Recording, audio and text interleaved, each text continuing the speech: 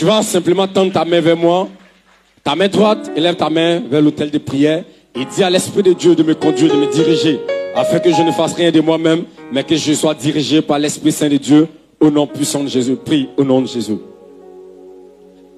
Père éternel Dieu Jésus-Christ Nazareth, je me prosterne devant ton trône de gloire. Père, afin de disparaître, Seigneur, en ces jours, et que toi seul tu sois vu en ces jours, Père éternel mon Dieu. Seigneur Jésus-Christ Nazareth, viens prendre le contrôle de ce jour. Viens prendre le contrôle de ma personne. Viens prendre le contrôle de mon être entier, Seigneur, afin que, Seigneur, je puisse véhiculer le message tel que tu me l'as donné, au nom puissant de Jésus-Christ Nazareth. Père, que je ne retranche rien et que je n'ajoute rien à ta parole en ce jour, au nom de Jésus. Amen. Amen. Tu vas mettre ta main sur ton cœur et tu vas dire à Dieu, Seigneur Jésus, que mon cœur soit tout entier à toi, au nom de Jésus. Père éternel Dieu, que tout ce qui est épine, tout ce qui est ivraie, que le diable avait semé auparavant, avant même que je vienne à ce rendez-vous, Père, que tout soit arraché, que tout soit arraché, Père, qu'à travers ta parole, prêchant ce jour, que la bonne semence soit semée sur une terre fertile, au nom de Jésus. Merci Seigneur de m'amener à comprendre ta parole et aussi de la mettre en pratique au nom de Jésus. Amen. Alléluia. Tu vas t'asseoir.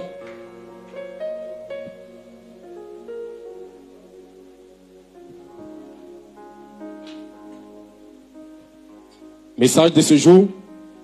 Quelqu'un a déjà vu sur les réseaux sociaux la Côte d'Ivoire d'Akab et Jézabel. La Côte d'Ivoire d'Akab et Jézabel. On va aller rapidement, comme le temps est déjà avancé. En grand 1, introduction. Grand 1, introduction. Lisons la parole de Dieu en 1 Roi 16. 1 Roi 16, verset 29 au verset 34. 1 Roi 16, verset 29 au verset 34.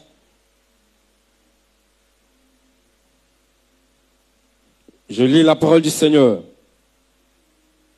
1 Roi 16, verset 29 au verset 34. Akab, fils d'Omri, régna sur Israël la 31e année d'Asa, roi de Juda. Akab, fils d'Omri, régna 22 ans sur Israël à Samarie. Verset 30. Akab, fils d'Omri, fit ce qui est mal aux yeux de l'Éternel, plus que tous ceux qui avaient été avant lui. Verset 31. Et comme si ça n'avait pas été pour lui peu de choses de se livrer au péché de Jéroboam, fils de Nebat, il prit pour femme Jézabel, fils d'Ethbal, roi des Sidoniens, et il alla servir Baal et se prosterner devant lui. Verset 32. Il éleva un autel à Baal dans la maison de Baal qu'il bâtit à Samarie. Verset 33. Et il fit une idole d'Astarté. Akab fit plus encore Verset 33. Et il fit une idole d'Astarté. Akab fit plus encore que tous les rois d'Israël qui avaient été avant lui pour irriter l'Éternel, le Dieu d'Israël. De son temps, Hiel de Bethel bâtit Jéricho et il jeta les fondements au prix d'Abiram, son premier-né, et il en posa les portes au prix de Ségoub, son plus jeune fils, selon la parole que l'Éternel avait dite par Josué, fils de Naum. Alléluia. Et donc, En 1 Roi 16, verset 30, nous remarquons que Akab était le symbole du mal. Tout particulièrement, l'idolâtrie augmentait progressivement dans le royaume, dans la maison royale, ou même dans le palais présidentiel. Et en 1 Roi 16, verset 31, Akab va épouser une femme qui s'appelle Jézabel durant le règne de son père. Et ce mariage est destiné à sceller l'alliance conclue entre Owen et Eth-Baal, ou autrement Baal. Nombre 22, verset 40 au verset 41. Nombre 22, verset 40 au verset 41. Amen. Balak sacrifia des bœufs et des brebis, et il envoya à Balaam et aux chefs qui étaient avec lui. Verset 41. Le matin, Balak prit Balaam et le fit monter à Bamoth-Bal, d'où Balaam vit une partie du peuple. Amen. Verset 40 et verset 41. Alléluia. Et 1 Samuel 7 aussi, verset 3 et le verset 4. 1 Samuel 7, verset 3 et le verset 4. 3 et le verset 4. 1 Samuel 7, verset 3. Samuel dit à toute la maison d'Israël, si c'est de tout votre cœur que vous revenez à l'Éternel, ôtez du milieu de vous les dieux étrangers et les astartés. Dirigez votre cœur vers l'Éternel et servez-le lui seul. Et il vous délivrera de la main des Philistins. Amen. Amen. Verset 4. Verset 4. Et les enfants d'Israël ôtaient du milieu d'eux les Baals et les Astartés, et ils servirent l'Éternel seul. Amen. Alléluia. Donc on voit dans ce passage-là que les enfants d'Israël s'étaient adonnés à l'idolâtrie. Et Dieu maintenant va passer pour leur dire de se détourner et ils vont laisser tous ces idoles, selon que le prophète leur avait ordonné. 1 Roi 16. Lisons 1 Roi 16, verset 32 et le verset 33. 1 Roi 16, verset 32 et verset 33. Verset 32 et verset 33. Il éleva un autel à Baal dans la maison de Baal qu'il bâtit à Samarie. Verset 33. Et il fit une idole d'Astarté.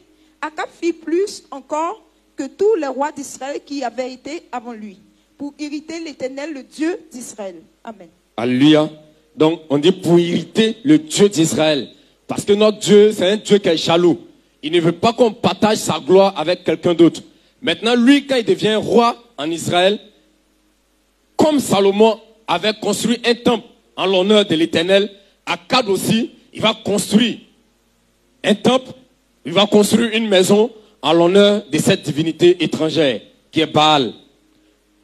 Et il va officialiser ainsi et encourager le culte de la manière qu'on adore le Dieu d'Israël, de la manière qu'on adore l'Éternel Dieu. Lui, Akab, quand il devient président, il va ordonner qu'on adore aussi Baal. De la même manière qu'on est venu faire culte ici, il a construit une maison, un temple pour Baal. Et de la manière que nous, on adore le Dieu d'Israël, lui aussi va ordonner qu'on adore aussi Baal de cette même manière. Et ce temple et sa pierre sacrée seront détruits plus tard par Jéhu. Parce qu'ils avaient pris une pierre sacrée et ils adoraient cette pierre-là dans la maison qu'il a construite en l'honneur de Baal. Lisons 2 Rois 10, verset 21 jusqu'au verset 27. 2 Rois 10, verset 21 jusqu'au verset 27. Verset 21. J'ai lu la parole du Seigneur. Il envoya des messagers dans tout Israël. Et tous les serviteurs de Baal arrivaient et il n'y en eut pas un qui ne vint. Ils entrèrent dans la maison de Baal et la maison de Baal fut remplie d'un bout à l'autre. Verset 22. Jéhu dit à celui qui avait la garde du vestiaire, sors des vêtements pour tous les serviteurs de Baal, et cet homme sortit des vêtements pour eux. Verset 23. Alors Jéhu vint à la maison de Baal avec Jonadab, fils de Récab, et il dit aux serviteurs de Baal, cherchez et regardez afin qu'il n'y ait pas ici des serviteurs de l'Éternel, mais qu'il y ait seulement des serviteurs de Baal. Verset 24. Et il entrait pour offrir des sacrifices et des holocaustes. Jéhu avait placé dehors 80 hommes en leur disant, celui qui laissera échapper quelqu'un des hommes que je remets entre vos mains, sa vie répondra de la sienne. Verset 25. Lorsqu'on eut achevé d'offrir les holocaustes, Jéhu dit aux coureurs et aux officiers, entrez, frappez-les, que pas un ne sorte. Et ils les frappèrent du tranchant de l'épée, les coureurs et les officiers les jetaient là, et ils allaient jusqu'à la ville de la maison de Baal. Verset 26. Ils tiraient dehors les statues de la maison de Baal et les brûlaient. Ils renversaient la statue de Baal, ils renversaient aussi la maison de Baal, et ils en firent un cloaque qui a subsisté jusqu'à ce jour. Amen. Alléluia. Et donc, voyons ce que Jéhu vient de faire. Quand Akab régnait et qu'il a construit le temple pour Baal, et ces personnes qui partaient adorer, Dieu s'est irrité contre le roi Akab. Et après, vous allez voir que Akab va mourir. Maintenant qu'il va mourir, lui qui va venir après, il s'appelle Jéhu. Et Jéhu, il va chercher à détruire maintenant tout ce que Akab avait construit. Et il va blaguer ces personnes-là comme s'ils venaient pour faire sacrifice à ces dieux. Maintenant, il va mettre des gardes autour de la maison. Maintenant, ces gardes-là, ils vont surveiller. Maintenant, il les parle discrètement en disant que tous ceux qui adorent Baal, tous ceux qui adorent ces fétiches, tous ceux qui adorent la pierre sacrée, il ne faut pas un seul va échapper. Et donc, lui, Jéhu, il est rentré dans cette maison pour faire comme s'il veut offrir un sacrifice à Baal. Et quand il est rentré, il a renversé. La Bible déclare qu'il a renversé ses autels. Il a renversé tout ce qui appartenait à Baal. Et même ces personnes qui étaient dedans, il n'y a pas un seul qui a échappé. Alléluia. Et donc, Akab verra tous ses souvenirs effacés. Parce que quand Dieu s'est fâché contre lui, tous les souvenirs d'Akab, tout ce qu'il a fait, Dieu a effacé tout. Donc, Akab verra aussi ses souvenirs effacés dans les jours à venir au nom souverain de Jésus-Christ. Alléluia. À travers cette introduction, en 1 Roi 16, verset 30 et jusqu'au verset 33, nous assisterons à une confrontation sans pareil entre Élie, le prophète de l'Éternel, et le roi impie. Donc, il va y avoir une confrontation. Parce qu'à chaque fois qu'un prophète ou bien un roi est en train de faire quelque chose qui est mauvais, Dieu envoie un prophète pour venir parler au roi. Et donc, Dieu maintenant va susciter Élie comme prophète en ce moment, prophète de la nation en Israël. Et c'est ce prophète-là qui va continuer à parler de la part de Dieu à Akab. Et il va y avoir une confrontation. Et le verset 34 nous montre l'accomplissement de la prophétie de Josué. En Josué 6, verset 26. Donc Dieu avait déjà prédit ça par Josué. Donc frères et sœurs, mesdames et messieurs en Christ, dans le Seigneur, soyez les bienvenus à notre culte de ce jour. Du 7 avril 2024. Alléluia. Et aussi, nous allons voir en grand 2. En grand 2. Grand 2. Parlez au roi. parler au roi, au président ou des institutions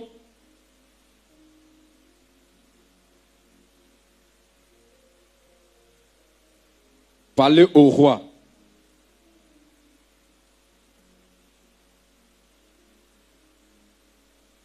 au président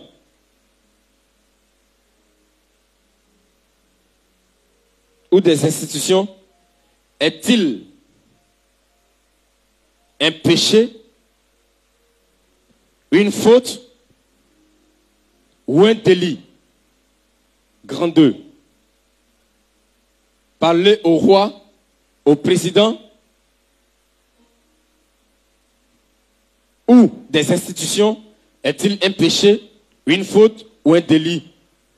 Analysons et concluons ainsi. 1 Roi 17, verset 1 jusqu'au verset 9. 1 Roi 17. Verset 1 à 9. Élie, le Tishbite, l'un des habitants de Galaad, dit à Akab, l'Éternel est vivant, le Dieu d'Israël dont je suis le serviteur. Il n'y aura ces années-ci ni rosée, ni pluie, sinon à ma parole. À la parole de l'Éternel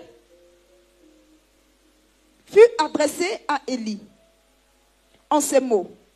Pas d'ici, dirige-toi vers l'Orient et cache-toi près du torrent de Kirif, qui est en face du Jourdain. Verset 4. Tu boiras de l'eau du torrent et j'ai ordonné au corbeau de te nourrir là. Il partit et fit selon la parole de l'Éternel. Et il alla s'établir vers du torrent de Kirif, qui est en face du Jourdain. Verset 6. Les corbeaux lui apportaient du pain et de la viande le matin, et du pain et de la viande le soir. Et il buvait de l'eau du torrent. Verset 7. Mais au bout d'un certain temps, le torrent fut à sec, car il n'était point tombé de pluie dans le pays. Alors la parole de l'Éternel lui fut adressée en ces mots. Lève-toi, va à Sarepta, qui appartient à Sidon, et demeure là. Voici, j'y ai ordonné à une femme veuve de te nourrir. Amen. Alléluia. Donc voici ce qui va se passer. Voici comment Dieu va établir son prophète maintenant. Pour aller parler. Il dit, Élie le Tishbite, l'un des habitants de Galaad, dit à Akab, l'Éternel est vivant, le Dieu d'Israël, dont je suis le serviteur. Il n'y aura ces années-ci ni rosée, ni pluie, sinon à ma parole. Et la parole de l'Éternel fut adressée à Élie en ces mots. Alléluia. Donc nous constatons quoi ici? Quand un prophète est en train de parler, c'est parce que c'est Dieu qui l'a envoyé. Alléluia.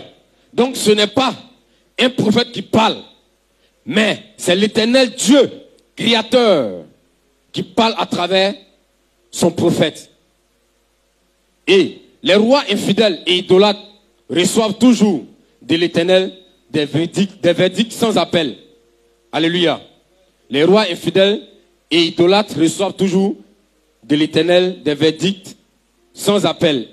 On a l'exemple en 1 Roi 15, verset 20. 1 Roi 15, verset 20.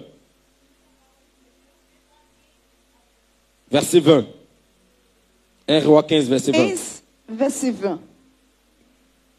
Ben-Hadad écouta le roi Asa.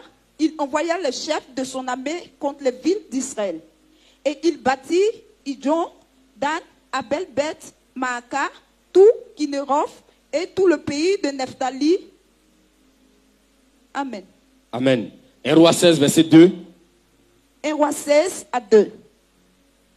Je t'ai élevé de la poussière et je t'ai établi chef de mon peuple d'Israël, mais parce que tu as marché dans la voie de Jéroboam et que tu as fait pécher mon peuple d'Israël pour m'irriter par leur péché. Amen. Verset 7. Verset 7. La parole de l'Éternel s'était manifestée par le prophète Jéhu, fils de Hanani, contre Baécha, et contre sa maison, soit à cause de tout le mal qu'il avait fait sous les yeux de l'Éternel, en l'irritant par l'œuvre de ses mains. et en devenant semblable à la maison de Jéroboam, soit parce qu'il avait frappé la maison de Jéroboam. Amen. Amen. Verset 25. Verset 25.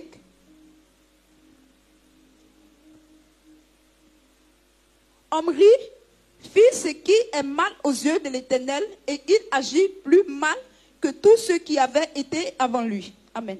Amen. Verset 26. Verset 26. Il marcha dans toute la voie de Jéroboam, fils de Nébat, et se livra au péché que Jéroboam avait fait commettre à Israël, irritant par leurs idoles l'Éternel, le Dieu d'Israël. Amen. Verset 30 jusqu'au verset 33. Verset 30. Akab, fils d'Omri, fit ce qui est mal aux yeux de l'Éternel, plus que tous ceux qui avaient été avant lui. Et comme si ce était pour lui peu de choses de se livrer au péché de Jéroboam, fils de Nébat, il prit pour femme Jézabel, fille d'Ethbaal, roi de Sidonien, et il alla servir Baal et se prosternait devant lui. Verset 32. Il éleva un autel à Baal dans la maison de Baal qui bâtit à Samarie. Et il fit une idole d'Astarté. Akab fit plus encore que tous les rois d'Israël qui avaient été avant lui pour irriter l'Éternel, le Dieu d'Israël. Amen. Alléluia. Donc on voit que toutes ces personnes-là que la Bible est en train de mentionner ici, ils ont fait quelque chose qui a déplu à Dieu. Parce que Dieu même, il défendait ses enfants de prendre les femmes étrangères. Et Akab, lui, il va aller prendre une femme sidonienne. Et eux, ils sont des idolâtres. Ils ne croient pas au Dieu d'Israël. Et Dieu, il va commencer à l'avertir. Il va l'avertir. Mais au fur et à mesure que Dieu avertit, il continue toujours à s'enfoncer plus dans le mal. Et nous remarquons que, et ces rois, ils ont des dynasties qui ne durent jamais. Tous ces rois, ils ont des dynasties qui ne durent jamais. 1 roi 15, verset 29. 1 roi 15, verset 29. La parole du Seigneur. Lorsqu'il fut roi, il frappa toute la maison de Jéroboam. Il n'en laissa échapper personne et il détruisit tout ce qui respirait, selon la parole que l'Éternel avait dite par son serviteur Akidja de Silo. Amen. Amen. 1 roi 16, verset 12 et le verset 34. 1 roi 16, 12. Je lis la parole du Seigneur. Zimri détruisit toute la maison de Baasha, selon la parole que l'Éternel avait dite contre Baasha par Jéhu le prophète. Verset 34. Verset 34, je lis la parole du Seigneur. De son temps, Hiel de Bethel bâtit Jéricho et il en jeta les fondements au prix d'Abiram, son premier-né, et il en posa les portes au prix de Ségoub, son plus jeune fils, selon la parole que l'Éternel avait dite par Josué, fils de Nun. Alléluia. Amen. Donc, on voit que ici, dans le verset 29 de 1 roi 15, que tout ce qui appartenait ici à Akab, tout a été balayé aussi. Alléluia. Donc, grand 3,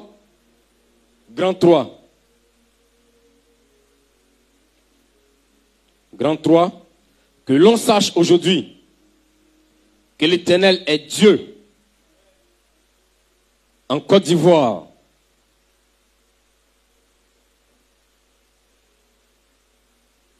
Grand 3, que l'on sache aujourd'hui que l'Éternel est Dieu en Côte d'Ivoire et que je suis ton serviteur et j'ai fait toutes ces choses par ta parole. Que l'on sache aujourd'hui que l'Éternel est Dieu en Côte d'Ivoire et que je suis ton serviteur et j'ai fait toutes ces choses par ta parole. 1 roi 18, verset 1 1 roi 18, jusqu'au verset 46. 1 roi 18, verset 1 à 46. Bien des jours s'écoulèrent et la parole de l'Éternel fut ainsi adressée à Élie. Dans la 3e année, va, présente-toi devant Akab, et je ferai tomber de la pluie sur la face du sol. Et Élie alla pour se présenter devant Akab. La famine était grande à Samarie, et Akab fit appeler Abdias, chef de sa maison. Or, Abdias craignait beaucoup l'Éternel. Verset 4. Et lorsque Jézabel extermina les prophètes de l'Éternel, Abdias prit 100 prophètes qu'il cacha 50 par 50 dans une caverne. Et il les avait nourris de pain et d'eau. Akab dit à Abdias, va par le pays vers toutes les sources d'eau et vers tous les torrents. Peut-être se trouvera-t-il de l'herbe et nous conserverons la vie aux chevaux et aux mulets. Et nous n'aurons pas besoin d'abattre du bétail. Verset 6. Ils se partageaient le pays pour le parcourir. Akab alla seul par un chemin et Abdias alla seul par un autre chemin. Comme Abdias était en route, voici. Élie le rencontra. Abdias, l'ayant reconnu, tomba sur son visage et dit, est-ce toi, mon seigneur Élie? Et lui répondit, c'est moi. Va dire à ton maître, voici Élie.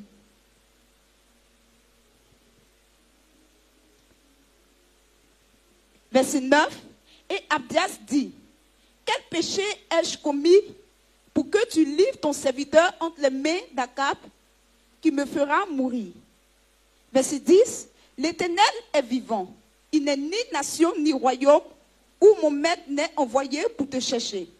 Et quand on disait que tu n'y étais pas, il faisait jurer le royaume et la nation que l'on ne t'avait pas trouvé.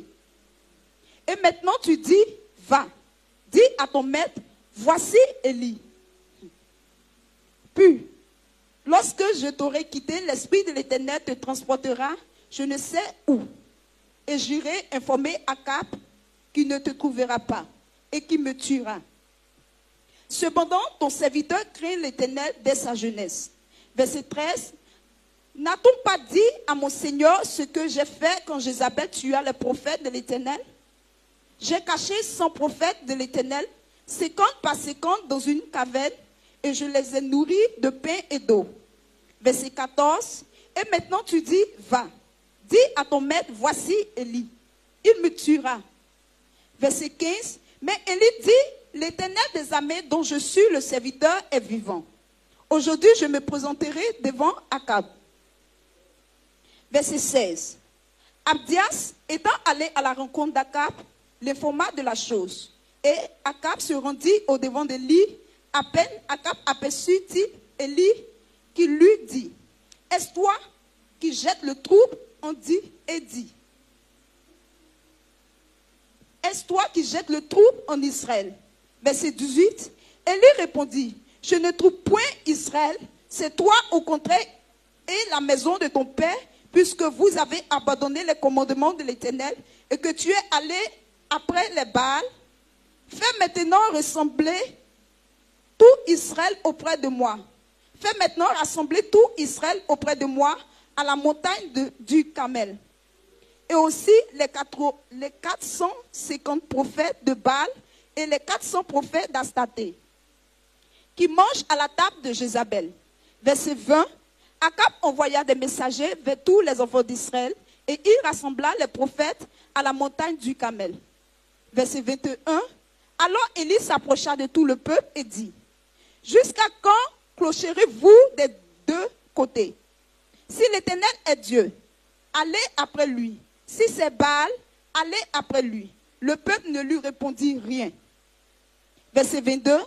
Et Élie dit au peuple, je suis resté seul des prophètes de l'Éternel et il y a 450 prophètes de Baal. Verset 23. Que l'on nous donne 2 taureaux, qu'ils choisissent pour eux l'un des taureaux, qu'ils le coupent par morceaux et qu'ils le placent sur le bois sans y mettre le feu. Et moi je préparerai l'autre taureau et je le placerai sur le bois sans y mettre le feu. Verset 24. Puis invoquez le nom de votre Dieu et moi j'invoquerai le nom de l'Éternel. Le Dieu qui répondra par le feu, c'est celui-là qui sera Dieu. Et tout le peuple répondit en disant, c'est bien. Verset 25. Élie dit au prophète de Baal, choisissez pour vous l'un des taureaux, préparez-le les premiers, car vous êtes les plus nombreux, invoquez le nom de votre Dieu, mais ne mettez pas le feu. Ils prirent le taureau qu'on leur donna, eux le préparaient, et ils invoquaient le nom de Baal, depuis le matin jusqu'à midi, en disant, Baal, réponds-nous. Mais il n'y eut ni voix, ni réponse, et ils sautaient devant l'autel qu'il avait fait. Verset 27. À midi, Élie se moqua d'eux et dit, criez à haute voix puisqu'il est Dieu. Il pense à quelque chose, ou il est occupé, ou il est en voyage.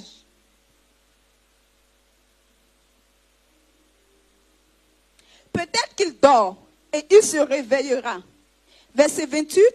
Ils criaient à haute voix et ils se firent selon leur coutume des incisions avec des épées et avec des lances, jusqu'à ce que le sang coulât sur eux. Verset 29. Lorsque midi fut passé, ils prophétisaient jusqu'au moment de la présentation de l'offrande. Mais il n'y eut ni voix, ni réponse, ni signe d'attention. Verset 30. Élie dit alors à tout le peuple, approchez-vous de moi. Tout le peuple s'approcha de lui et Élie rétablit l'autel de l'Éternel qui avait été renversé. Verset 31, il prit 12 pierres d'après le nombre des tribus des fils de Jacob auxquels l'Éternel avait dit, Israël sera ton nom. Et il bâtit avec ses pierres un autel au nom de l'Éternel. Il fit autour de l'autel un fossé de la capacité de 2 mesures de sémence. Verset 33, il arrangea le bois, coupa le taureau par morceaux et le plaça sur le bois. Verset 34, puis il dit, remplissez d'eau 4 cruches et renversez-les sur l'holocauste et sur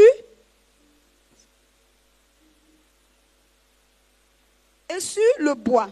Il dit, faites-le une seconde fois et il le fit une seconde fois. Il dit, faites-le une 3e fois et il le fait une 3e fois.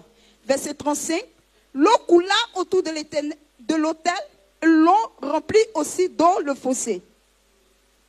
Verset 36, au moment de la représentation de l'offrande, Élie, le prophète, s'avança et dit, Éternel Dieu d'Abraham, d'Isaac et d'Israël, que l'on sache aujourd'hui que tu es Dieu en Israël, que je suis ton serviteur et que j'ai fait toutes ces choses par ta parole. Réponds-moi, Éternel, réponds-moi, afin que ce peuple reconnaisse que c'est toi, Éternel, qui es Dieu, et que c'est toi qui ramènes le cœur, et le feu qui ramène le cœur. Verset 38, et le feu de l'Éternel tomba, et il consomma l'holocauste, le bois, les pierres et la terre, et il absorba l'eau qui était dans le fossé. Verset 39 pour finir. Quand tout le peuple vit cela, il tombait sur le visage et dit, c'est l'Éternel qui est Dieu. C'est l'Éternel qui est Dieu. Amen. C'est jusqu'au verset 46. Verset 40. Saisissez les prophètes de Baal, leur dit Élie, qu'aucun d'eux n'échappe. Et il les saisit, Élie les fit descendre au torrent de Kison, où il les égorgea. Verset 41. Et Élie dit à Akab, monte, mange et bois, car il se fait un bruit qui annonce la pluie. Akab monta pour manger et pour boire. Mais Élie monta au sommet du Carmel et se penchant contre terre, il mit son visage contre ses genoux et dit à son serviteur, monte, regarde du côté de la mer. Le serviteur monta et regarda et dit, il n'y a rien. Élie dit 7 fois, retourne. À la 7e fois, il dit, voici un petit nuage qui s'élève de la mer et qui est comme la paume de la main d'un homme. Il dit, monte et dis à Akab, attelle et descends, afin que la pluie ne s'arrête pas. Verset 35. En peu d'instants, le ciel s'obscurcit par les nuages, le vent s'établit et il y eut une forte pluie. Akab monta sur son char et partit pour Jezreel. Et la main de l'Éternel fut sur Élie, qui se saignit les reins et courut devant Akab jusqu'à l'entrée de Jezreel. Amen. Acclamons encore puissamment pour cette parole. Cette parole puissante du Seigneur. Parce qu'il va opérer un prodige. Il va démontrer entre lui et ceux qui adorent des fétiches. Il va démontrer entre lui et ceux qui adorent Baal qui est le véritable Dieu sur Israël. Qui est le véritable Dieu en Côte d'Ivoire. Alléluia. Et voici de quelle manière il va démontrer cela. La Bible déclare que quand Akab, comme on appelle, Élie prophétisait contre Akab, et les choses qu'il disait, on cherchait à tout prix à attraper Élie et aussi à le tuer. Parce que la femme d'Akab, elle avait déjà attrapé certains prophètes pour les tuer. Donc Élie était dans un coin caché. Maintenant, arrivé à un certain moment, Élie avait déjà prophétisé pour dire, pendant 3 années, il ne va pas pleuvoir sur tout Israël. Tant que moi, je n'ai pas reparlé à nouveau, il ne va pas pleuvoir sur cette nation. Maintenant, au bout de la 3e année, Dieu va dire à son serviteur, maintenant, il faut te montrer à ton ennemi, ton adversaire, lui qui veut t'attraper. Dieu va lui dire maintenant, vas-y maintenant. Parce que Dieu veut montrer que c'est lui qui est le Dieu d'Israël. Et qu'il n'y a pas lui, il n'y a pas un autre Dieu. Et donc, Élie, il va venir. Et il va rencontrer quelqu'un qui travaillait dans la maison du roi, du nom d'Abdias. Et ce dernier craignait Dieu. Il va dire, va dire à Akab que je suis là. Et quand Abdias va partir, il va partir dire au roi. Maintenant, le roi va chercher à venir maintenant derrière Élie. Et voyons ce qu'il va dire. Quand il rencontre Élie, le verset 17. À peine Akab aperçut-il Élie, qu'il lui dit, est-ce toi qui jettes le trouble en Israël? Alléluia. Regarde la question qu'il pose à Élie. Lui qui parle de la part de Dieu, on trouve qu'il trouble un peuple. On trouve qu'il trouble une nation. Alléluia.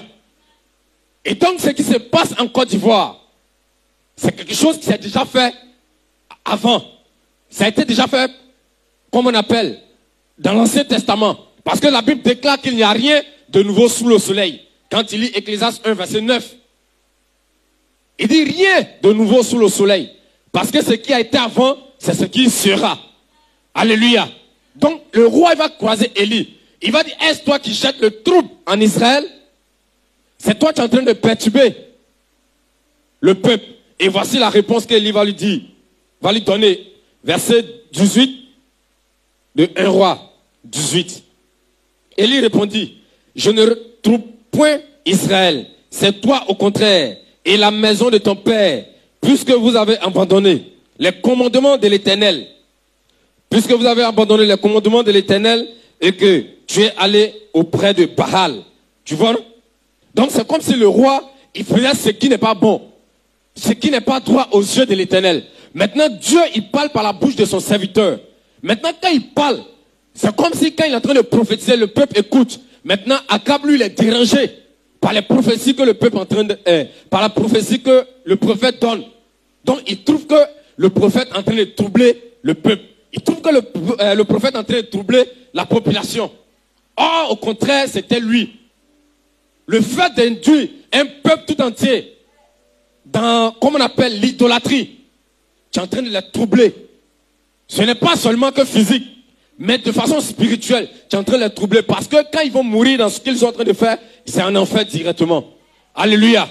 Et c'est ce qui se passe en Côte d'Ivoire. Quand la nation est en train de faire quelque chose, on dit, comment on appelle, telle autorité a fait telle chose, et que un oint de Dieu, un prophète parle, on dit qu'il trouble l'ordre public. Alléluia. Maintenant, Dieu, pour démontrer que c'est lui qui est avec le prophète, le prophète doit parler maintenant au roi. Parce que dans ta maison, il y a beaucoup de prophètes. Ta femme, il y a 450 prophètes de Baal qui mangent à sa table. La Bible déclare 450 prophètes de Baal qui mangent sur la table de Jézabel, la femme du prophète, la femme du roi. Donc ce sont ces prophètes-là, ces prophètes de Baal, ces magiciens, c'est eux qui blaguaient Jézabel, puisque elle-même elle est idolâtre. Donc elle aussi, par son esprit, elle va induire son mari aussi en erreur. Maintenant, le Dieu, comme il est fatigué de ça, il va envoyer maintenant son prophète. Et il va aller maintenant pour aller défier tous ces 450 prophètes de Baal. Et en plus des 450 prophètes de Baal, la Bible déclare qu'il y avait encore 400 prophètes d'Astarté. Ça fait au moins 850 prophètes contre un seul oint de Dieu, Élie, le prophète. Maintenant, le Dieu, il va maintenant se manifester. Et comment il va manifester pour montrer sa gloire que c'est lui qui est Dieu?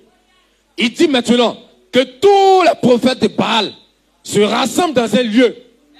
Alléluia.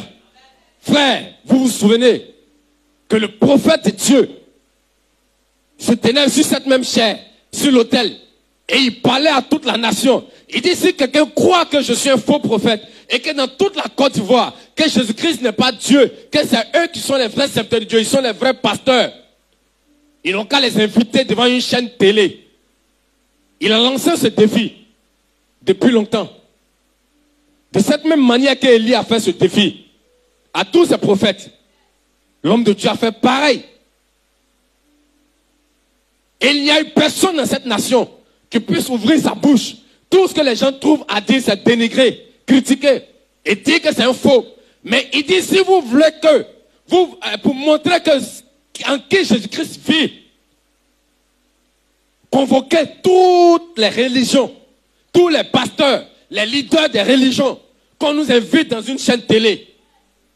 Et que Dieu va maintenant choisir entre nous tous qui est vrai serviteur de Dieu. Et il a donné ce défi. Jusqu'à présent, il n'y a pas un seul sur la Côte d'Ivoire, partout dans le monde entier, qui a eu le courage. Au moins ici dans la Bible, ils sont venus. Mais ici en Côte d'Ivoire, depuis qu'il a donné ce défi, il n'y a pas un. Il n'y a pas un seul qui a pris son courage pour dire allons. Parce qu'ils savent que quand ils vont arriver, ils ont déjà lu la Bible. Ils savent ce qui est arrivé au prophète de Baal et au prophète d'Astarté. Donc quand ils sont en train d'écouter comment on appelle, le défi, le challenge que l'homme de Dieu est en train de lancer, ils savent qu'il est en train de parler, mais ce n'est pas lui-même qui parle. Parce que c'est Dieu qui l'inspire à lancer ce défi. Et que les œuvres seront mis à nu. Alléluia. Et donc, quand je suis en train de parler de ça, c'est comme si je parle un peu de ce qui se passe en Côte d'Ivoire et aussi de ce qui se passe dans la parole de Dieu. Parce que ce sont les mêmes choses qui se sont passées, qui se déroulent. Donc, Élie, quand il va défier tous ces prophètes de Baal, c'est 850 prophètes. Ils vont aller dans un lieu. Et ce ne sera pas seulement que il va convoquer aussi toute la nation, tout le peuple d'Israël. Et quand il va convoquer la nation d'Israël, il va dire aujourd'hui que l'on sache que si c'est l'Éternel qui est Dieu, ceux qui sont pour l'Éternel, qu'ils viennent vers Élie. Ceux qui sont pour Baal, qu'ils soient avec les prophètes de Baal. Et la Bible déclare que là, le peuple était encore dans le doute.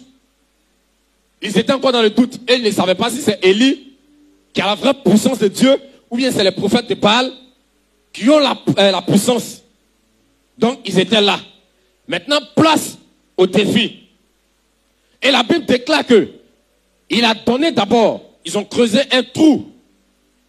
Et le trou qu'ils ont creusé, ils ont mis des bois. Et ils ont pris 2 taureaux. Et il dit, invoquez vos dieux. Si le feu est descendu et a brûlé l'holocauste, a brûlé les taureaux, a brûlé l'eau, en ce moment, mais il n'a pas mis l'eau même. Il dit a brûlé le bois et a brûlé le sacrifice, les taureaux. C'est que c'est votre Dieu qui est le véritable Dieu. Maintenant, s'il n'a pas répondu et que c'est à mon tour que moi, mon Dieu vient répondre, c'est que désormais, que l'Éternel soit le Dieu sur tout Israël. Alléluia. Et ce défi, il a lancé. Ils sont venus. La Bible déclare qu'ils ont fait l'incantation de matin jusqu'à midi. Rien. Il n'y a pas un seul qui a pu répondre. Jusqu'à ce que Élie même a commencé à se moquer d'eux. Il dit non, peut-être que les dieux même que vous êtes en train d'invoquer, peut-être ils ont sommeil, ils sont en train de dormir. Alléluia. Il a donné encore un autre temps Il dit invoquez-les. Ils ont invoqué jusqu'à eux-mêmes, ils sont fatigués. Élie dit bon, comme votre Dieu ne répond pas, vos dieux ne répondent pas, moi je n'ai pas beaucoup de dieux. J'ai seulement un seul Dieu, l'éternel Dieu, le Dieu d'Abraham, d'Isaac et le Dieu d'Israël. Donc le tour d'Élie va arriver maintenant. Et remarquez bien ce qu'Élie va faire. À son tour, il va prendre les taureaux. La Bible déclare qu'il les a découpés en deux. Il a déposé sur le bois. Il a dressé un autel à Dieu. Il a pris des pierres, 12 pierres, selon le nombre des enfants d'Israël, selon le nombre des enfants de Jacob. Et il a dressé là un autel. Et quand il a fini de faire ça, le bois, il a dit quoi? Ils n'ont qu'à verser de l'eau. Parce que c'est comme s'ils ont déposé le bois dans un trou. Et ils sont venus verser l'eau. Il dit non, ça ne suffit pas. Versez encore de l'eau. Alléluia. Ils ont versé. Il dit non, ça ne suffit pas. Une troisième fois, ils ont versé encore. Frère, eux, ils voyaient comme si c'était de l'eau, mais spirituellement, c'était comme l'essence qu'ils versaient sur le bois. Alléluia. Ils savaient ce qu'il était en train de préparer. Et la Bible déclare que le prophète s'est tenu là. Et il dit, Dieu d'Abraham, Dieu d'Isaac, Dieu de Jacob, Dieu d'Israël, que l'on sache aujourd'hui que tu es Dieu sur Israël et que je suis ton serviteur. Et au moment même où Élie est en train de parler, la Bible déclare que le feu est descendu. Frère, ce feu-là, qui sait où il est quitté? La Bible déclare que notre Dieu est un feu dévorant. C'est Dieu même qui est descendu et a brûlé le bois. Il a brûlé les taureaux. L'eau même qu'ils ont mis dans les trous, tout a été consumé. Alléluia. Le feu dévorant. Élie l'a invoqué ce jour-là. Et la puissance de Dieu s'est manifestée ce jour-là. La Bible déclare que tout le peuple, ils se sont détournés des prophètes de Baal. Et ils sont venus maintenant du côté de l'Éternel, le Dieu d'Israël. Ils se sont prosternés et ont commencé à adorer Dieu. Ils ont cru maintenant que Jésus-Christ, il est Dieu dans les cieux et que c'est lui qui règne sur toute la nation. Alléluia. Mais quand nous lisons la suite de cette histoire, ça ne finit pas comme ça. Élie va encore faire quelque chose qui va encore provoquer. Parce que quand ça se passait, Jézabel n'était pas là. C'est son mari qui était là. Et donc, Élie va dire tous les faux prophètes là, amenez-les. La Bible déclare qu'il les a égorgés un à un. Eux tous, sans exception. Il a fini avec eux tous.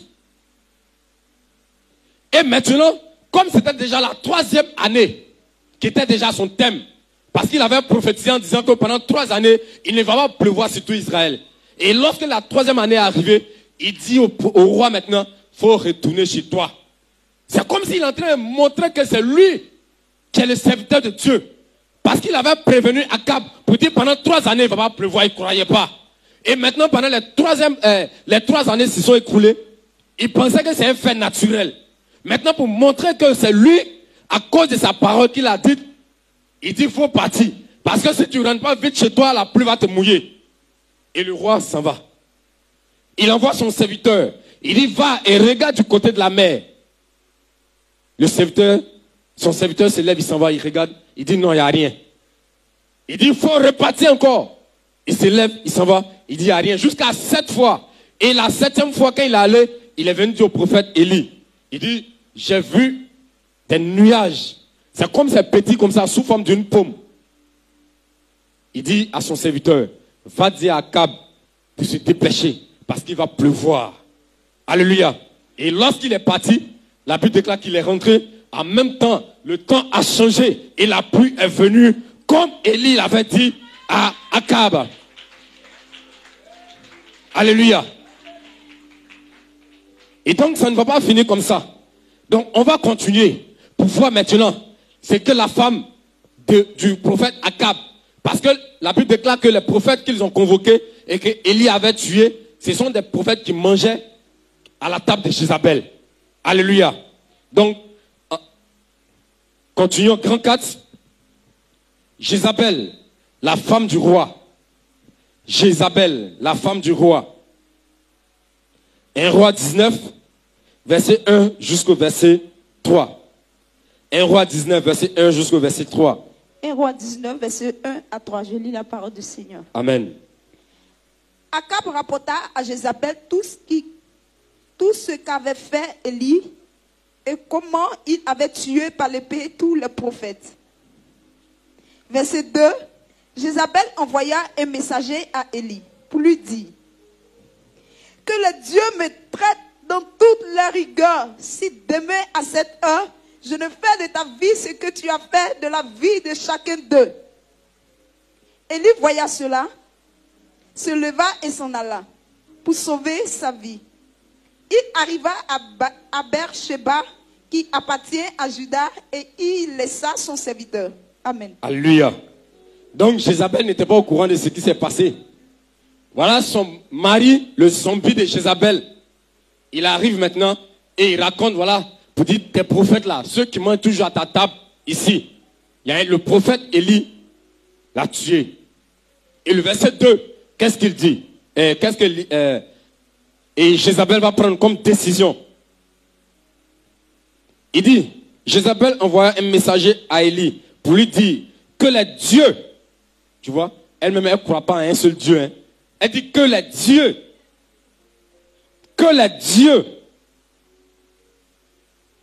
me traitent dans toute leur rigueur. Si demain, à cette heure, je ne fais de toi, de ta vie, ce que tu as fait de la vie de chacun d'eux. Donc, elle est en train de dire quoi? De la même manière qu'Élie a tué les prophètes là, elle aussi, elle va ôter la vie d'Élie comme ça. Alléluia. Lisons un grand 5. Grand 5.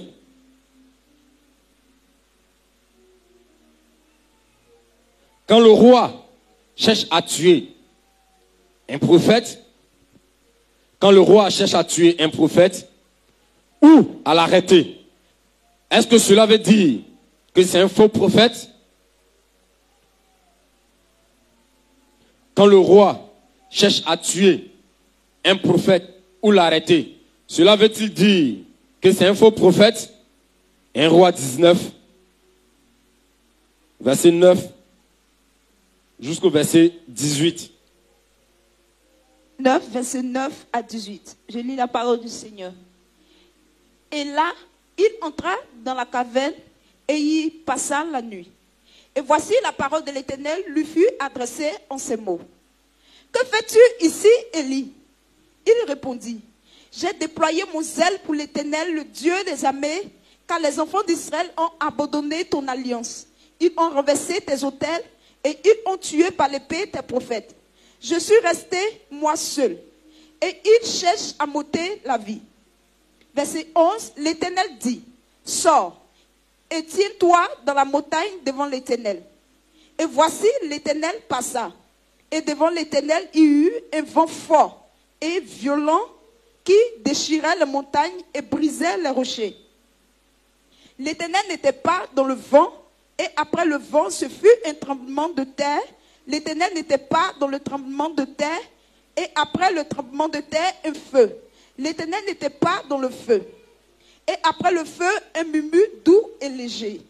Quand Élie l'entendit, il s'enveloppa le visage de son manteau, il sortit et s'éteignit à l'entrée de la caverne.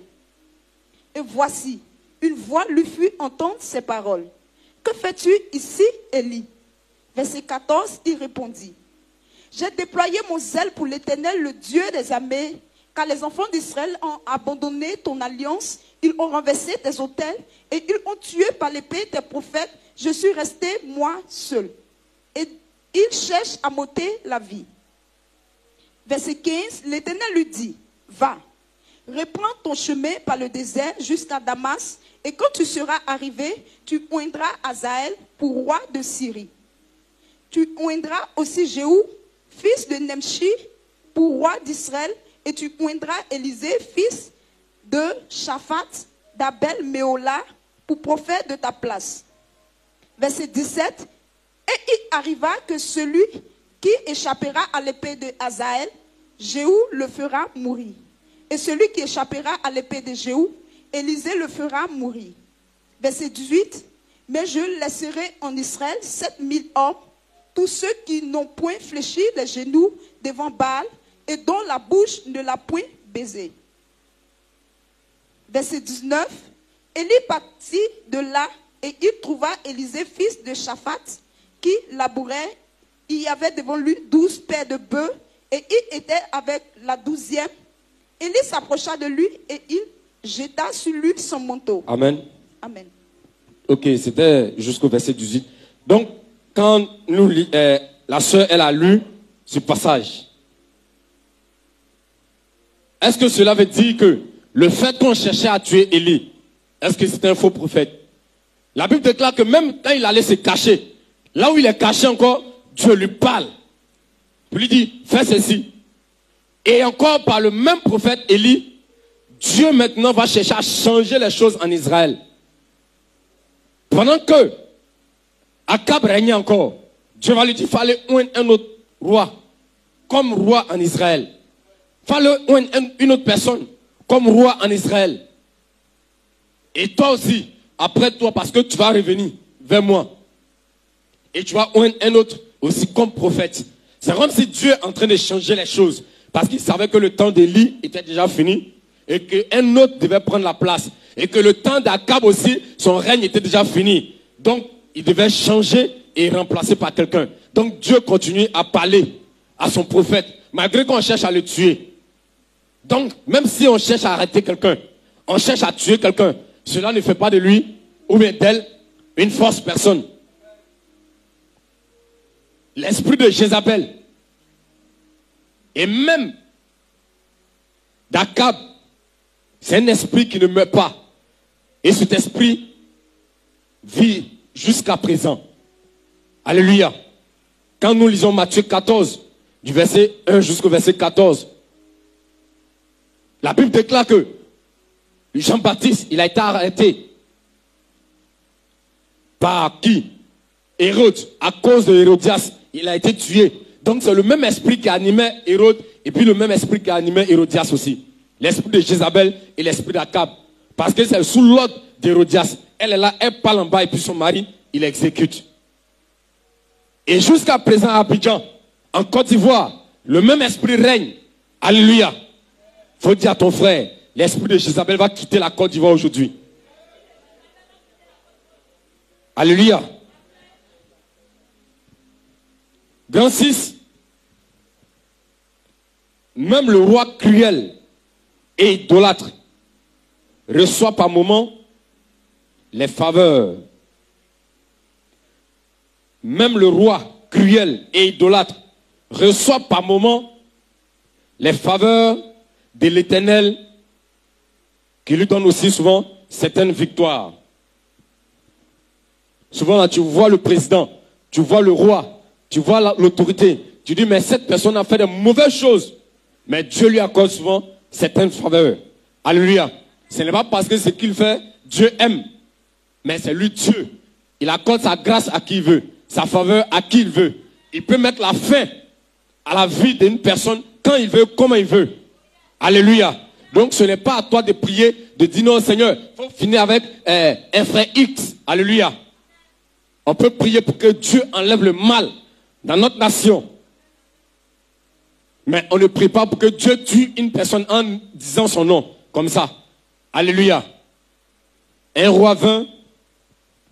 Donc je disais, en grand 6, même les rois cruels et idolâtres reçoivent par moments les faveurs de l'Éternel qui lui donne certaines victoires. 1 Roi 20, verset 7, verset 13 et le verset 14. 1 Roi 20, verset 7, verset 13 et le verset 14. Je lis la parole du Seigneur, 1 Roi 20, verset 7, 13 et 14. Le roi d'Israël appela tous les anciens du pays et il dit, sentez bien et comprenez que ce temps nous veut du mal, car il m'a envoyé demander mes femmes et mes enfants, mon argent et mon or, et je ne lui avais pas refusé. Verset 13. Mais voici un prophète s'approcha d'Akab, roi d'Israël, et il dit, ainsi parle l'Éternel, vois-tu toute cette grande multitude? Je vais la livrer aujourd'hui entre tes mains et tu sauras que je suis l'Éternel. Verset 14, Akab dit, par qui? Et il répondit, ainsi parle l'Éternel, par les serviteurs des chefs des provinces. Akab dit, qui engagera le combat? Et il répondit, toi. Amen. Alléluia. Malgré le mal qu'Akab est en train de faire, il y a un autre roi qui s'est levé contre Akab. Il veut prendre tous ses biens.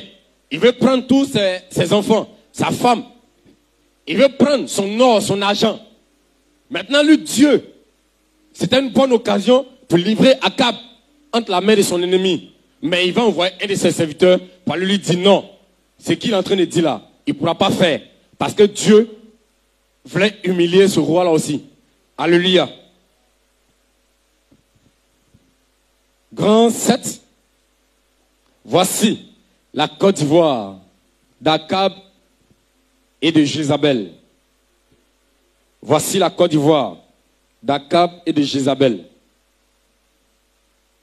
Grand 7. Voici la Côte d'Ivoire d'Akab et de Jézabel. 1 Roi 21, verset 17 jusqu'au verset 26. 21, verset 17 jusqu'à verset 26.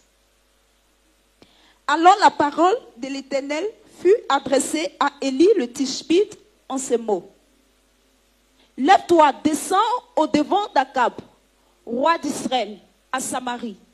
Le voilà dans la ville de Naboth, où il est descendu pour en prendre possession. Verset 19, tu lui diras, ainsi parle l'Éternel, n'es-tu pas un assassin et un voleur? Et tu lui diras, ainsi parle l'Éternel, au lieu même où les chiens ont léché le sang de Naboth, les chiens lécheront aussi ton propre sang. Verset 20, Akab dit à Élie, m'as-tu trouvé mon ennemi? Il répondit, je t'ai trouvé parce que tu t'es vendu pour faire ce qui est mal aux yeux de l'Éternel. Voici, je vais faire venir le malheur sur toi, je te balayerai, j'exterminerai quiconque appartient à Akab, celui qui est esclave et celui qui est libre en Israël. Verset 22, et je rendrai ta maison semblable à la maison de Jéroboam, fils de Nébat. Amen. Amen. Excusez, ce passage, ça c'est dans le grand 8. Le grand 2, grand 7, c'est plutôt 1 Roi 21, verset 1 jusqu'au verset 16. 1 Roi 21, verset 1 jusqu'au verset 16. 1 Roi 21, verset 1 à 16. Après ces choses, voici ce qui arriva. Naboth de Jezreel avait une ville à Jezreel, à côté du palais d'Akab, roi de Samarie. Et Akab parla ainsi à Naboth. Cède-moi ta ville pour que j'en fasse un jardin potager, car elle est tout près de ma maison. Je te donnerai à la place une ville meilleure. Ou si cela te convient, je te paierai la valeur en argent. Verset 3. Mais Naboth répondit à Akab, que l'Éternel me garde de te donner l'héritage de mes pères. Akab rentra dans sa maison triste et irrité, à cause de cette parole que lui avait dite Naboth de Jezreel. Je ne te donnerai pas l'héritage de mes pères. Et il se coucha sur son lit, détourna le visage et ne mangea rien. Verset 5. Jézabel, sa femme, vint auprès de lui et lui dit, pourquoi as-tu l'esprit triste et ne manges-tu point?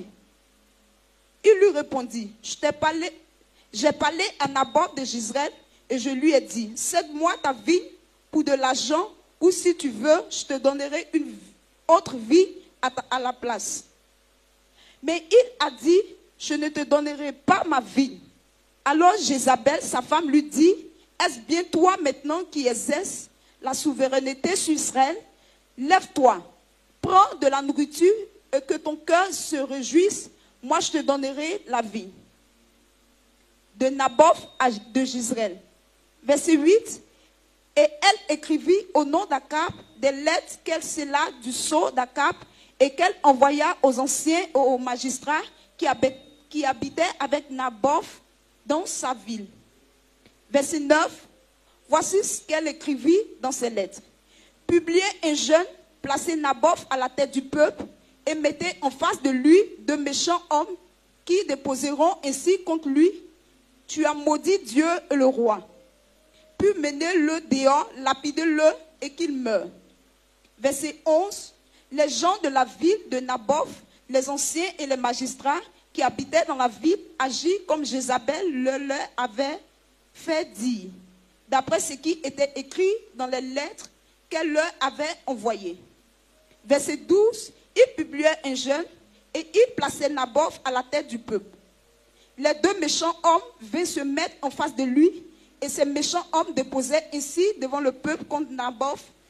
Naboth a maudit Dieu et le roi, puis il le menait hors de la ville, il le lapidait et il mourut. Verset 14.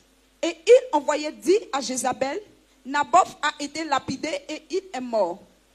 Lorsque Jézabel apprit que Naboth avait été lapidé et qu'il était mort, elle dit à Akab, lève-toi, prends possession de la ville de Naboth de Jezreel, qui a refusé de te la céder pour de l'argent, car Naboth n'est plus en vie, il est mort. Verset 16.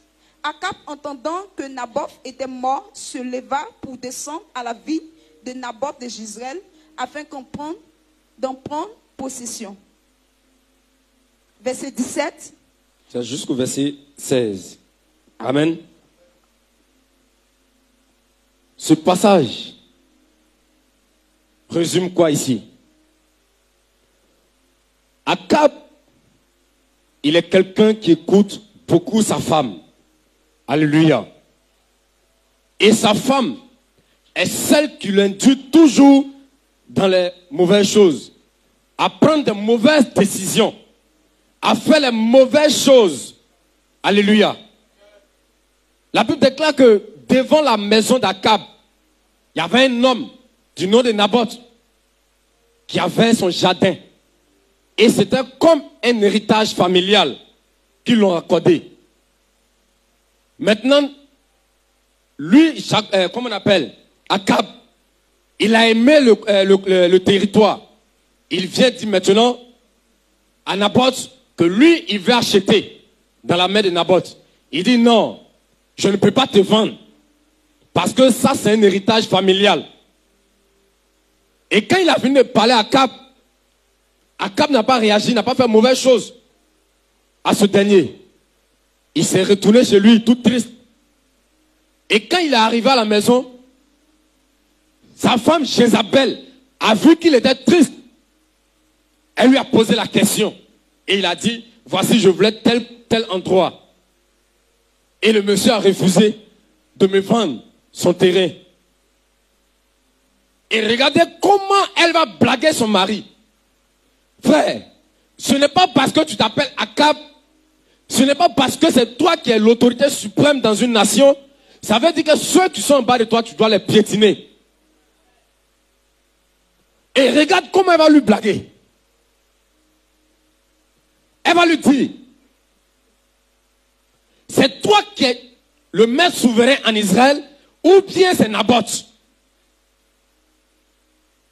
Et donc, Jézabel est celle même qui est capable de faire signer des décrets au nom d'Akab. Et quand on prend des décisions dans un pays où l'esprit de Jézabel et d'Akab règne, souvent les décisions, les lois qu'on voit dans ces pays, souvent tout ne vient pas d'Akab, mais c'est Jézabel qui est en bas. Et elle fait signer ça au nom d'Akab. Alléluia. On dit qu'elle a fait des lettres qu'elle a distribuées aux anciens dans tout Israël. Au nom de qui? Akab. Donc c'est comme si elle en bas, les gens ne la voient pas. Mais c'est elle qui prend les décisions. C'est elle qui blague son mari pour dire, fais ceci, fais cela, fais ceci, fais cela. Alléluia. Jézabel, c'est une personne qui aime l'autorité. déclare que femmes, soyez soumises à vos maris. Mais Jézabel, quand elle est dans un foyer, elle domine sur son mari. Alléluia. Elle refuse d'être soumise. Tout récemment, j'ai vu une vidéo qui circulait sur les réseaux sociaux où une Jézabel était en train de déployer ses paroles en disant « Je ne serai aucune soumise d'un homme. » Alléluia. Que tout le monde est soumis à Dieu et qu'une personne ne doit pas se soumettre à une autre personne. Alléluia. La Bible déclare que femmes, soyez soumises à vos maris. Est-ce que Jézabel, elle connaît la parole de Dieu? C'est pourquoi elle se promène de nos jours sur les plateaux de télé en Côte d'Ivoire et elle fait la promotion des œuvres des ténèbres. Et Jézabel, elle aime se dénuder. Elle aime l'impudicité. Quand il lit Apocalypse 2, le verset 20, il dit ce que j'ai contre toi, c'est que tu laisses la femme Jézabel enseigner et pour séduire. Donc, elle a un rôle de séduction. Un rôle d'impudicité. Ça, c'est le travail de Jézabel.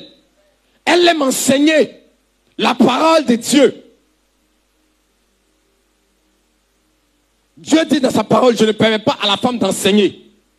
Mais Jézabel, quand elle est dans un lieu, elle aime enseigner la parole de Dieu. Pour montrer que c'est elle. Donc, elle aime l'autorité. Quand elle est auprès d'un roi, elle prend les décisions à la place du roi. Et donc, elle va prendre cette décision pour dire, c'est toi qui es souverain sur Israël. Comment un enfant comme ça peut venir dire, non, je ne te donne pas. Toi, tu ne veux pas appliquer ta force.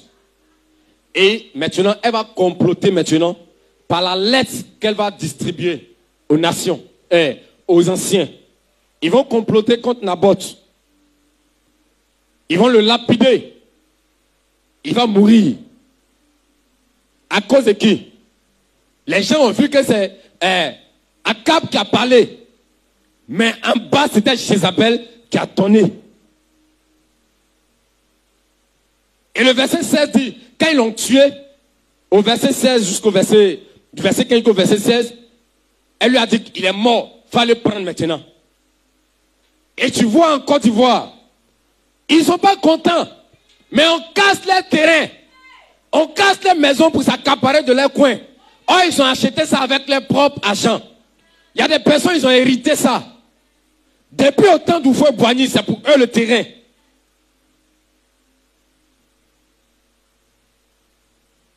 Et on s'en va prendre ça. Ça, on appelle ça abus de pouvoir. C'est un abus de pouvoir. Il y a un Dieu aussi pour les pauvres. Il y a un Dieu aussi pour ses élus. Parce que quand tu es en train de faire ça, Dieu peut se fâcher contre toi. Alléluia. Et à cause de cette erreur, regardez comment Dieu va se fâcher contre Akab. Il faisait les mauvaises choses. Mais Dieu a permis qu'il ait la victoire sur le roi d'Assyrie, de la Syrie. Mais cette fois-ci, quand il a commis l'acte, lisons la parole du Seigneur. En grand 8, le châtiment d'Akab. Grand 8, le châtiment d'Akab. 1 roi 21, verset 17 au verset 26. 1 roi 21, verset 17 au verset 26. 1 roi 21, verset 17 au verset 26. Alors la parole de l'Éternel fut adressée à Élie le Tishbite en ces mots. Lève-toi, descends au devant d'Akab, roi d'Israël, à Samarie. Le voilà dans la ville de Naboth, où il est descendu pour en prendre possession. Verset 19, tu lui diras, ainsi parle l'Éternel, n'es-tu pas un assassin et un voleur? Et tu lui diras, ainsi parle l'Éternel, au lieu même où les chiens ont léché le sang de Naboth, les chiens lécheront aussi ton propre sang. Verset 20, Akab dit à Élie, m'as-tu trouvé mon ennemi? Et il répondit, je t'ai trouvé, parce que tu t'es vendu pour faire ce qui est mal aux yeux de l'Éternel. Verset 21, voici, je vais faire venir le malheur sur toi, je te balayerai, j'exterminerai quiconque appartient à Akab, celui qui est esclave et celui qui est libre en Israël. Verset 22, et je rendrai ta maison semblable à la maison de Jéroboam, fils de Nebath, et à la maison de Baécha, fils d'Akidja, parce que tu m'as irrité et que tu as fait pécher Israël. Verset 23, l'Éternel parle aussi sur Jézabel et il dit, les chiens mangeront Jézabel près du rempart du Jezreel. Celui de la maison d'Akab qui mourra dans la ville sera mangé par les chiens. Et celui qui mourra dans les champs sera mangé par les oiseaux du ciel. Il n'y eut personne qui se soit vendu comme Akab pour faire ce qui est mal aux yeux de l'Éternel. Et Jézabel, sa femme, l'y excitait. Il a agi de la manière la plus abominable en allant après les idoles, comme le faisaient les Amoréens que l'Éternel chassa devant les enfants d'Israël. Amen. Amen. Alléluia. Donc, quand il a fini de commettre l'acte, Dieu encore va envoyer son prophète pour lui dire ce que tu as fait là. C'est pas bon. Cette fois-ci, quand tu vas aller en guerre, ou bien tu vas aller faire un conflit à quelque part, tu vas mourir. Et quand tu vas mourir, les chiens vont laper ton sang. Ils vont lécher ton sang. Il ne va pas se limiter là. Celle qui est en bas, il va aussi dire, cette fois-ci, il ne va pas dire ton sang. Il va dire, mais les chiens vont manger ta chair. Ils vont manger ton corps. Voici le châtiment que Dieu donne à Akab et aussi à Jézabel. Les chiens vont laper le sang d'Akab et ils vont manger la chair de Jézabel. À cause de quoi?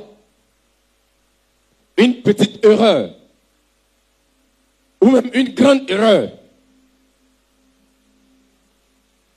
Qu'une femme du nom de Jézabel, une femme étrangère, une femme qui ne craint pas Dieu, t'amène à commettre.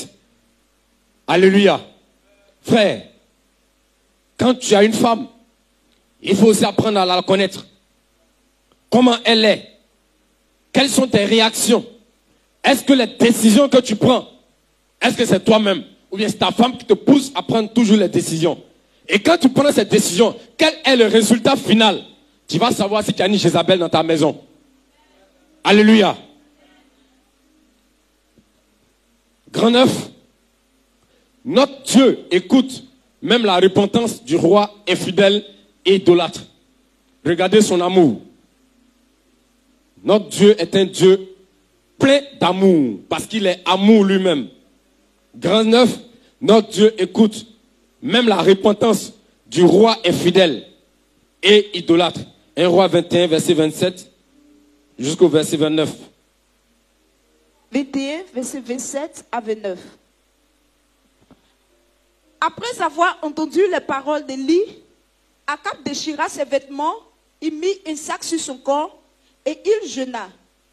Il couchait avec ce sac et il marchait lentement. Verset 28. Et la parole de l'Éternel fut adressée à Élie le Tishbite en ces mots. As-tu vu comment Akab s'est humilié devant moi? Parce qu'il s'est humilié devant moi, je ne ferai pas venir le malheur pendant sa vie. Ce sera pendant la vie de son fils que je ferai venir le malheur sur sa maison. Amen. Alléluia. Donc voici Dieu. Quand il a fini de prononcer la sentence contre Akab, il a déchiré ses vêtements. Dieu là, c'est ce qu'il veut de tout le monde. De nous tous. Quand il n'est pas content de toi, qu'est-ce que tu dois faire? Te repentir. Et la Bible déclare qu'Akab a déchiré ses vêtements. Mais les conséquences demeurent. Mais sauf que là, Dieu va lui dire, il va lui accorder une faveur. En disant quoi? Le malheur que lui devait faire, normalement, ça doit arriver dans le vivant d'Akab. Mais là, il a changé les choses. Il dit, c'est après ta mort. Quand tu vas mourir, c'est-à-dire les choses vont arriver, tu vas voir dedans. Mais est-ce que tu as vu, on dit, Jézabel, c'est ça qui va l'arriver. Elle, ça va se passer devant ses propres yeux. Quand tu lis la Bible, et même quand tu finis de lire 1 Roi 22, quand tu rentres en 2 Rois, le verset 9, du verset 30 jusqu'au verset 33 par là, on voit là-bas que Jézabel, elle a été précipitée dans la fenêtre, par la fenêtre. Et elle est tombée, elle est morte. Ce sont les chiens qui sont venus manger son cadavre. Comme de la même manière que Élie avait prophétisé. Pour dire les chiens vont manger ton corps. Ils ont mangé le corps de Jézabel. Mais Akab, lui, il n'a pas vu dedans. Il est mort. Donc ça peut dire quoi? S'il y a un Akab en Côte d'Ivoire, après sa mort, ses enfants, sa femme, son entourage, ce qui est arrivé dans la Bible, c'est la même chose qui va arriver à Akab et à Jézabel de la Côte d'Ivoire. Alléluia. C'est la même chose, sauf si la parole de Dieu n'est pas vraie. Parce que notre Dieu, il est le même hier, aujourd'hui et éternellement. Et donc, ce qui est arrivé à Akab, ce qui est arrivé à Jézabel, dans l'Ancien Testament, c'est ce qui va arriver à Akab et c'est ce qui va arriver à Jézabel en Côte d'Ivoire. Alléluia. Verset. Bon, allons en grand 10, la mort d'Akab. Grand 10. La mort d'Akab. 1 Roi 22, verset 20 jusqu'au verset 40. Grand 10. Je lis la parole du Seigneur, 1 Roi 22. Amen. Verset 20 jusqu'au verset 40. 1 Roi 22, verset 20.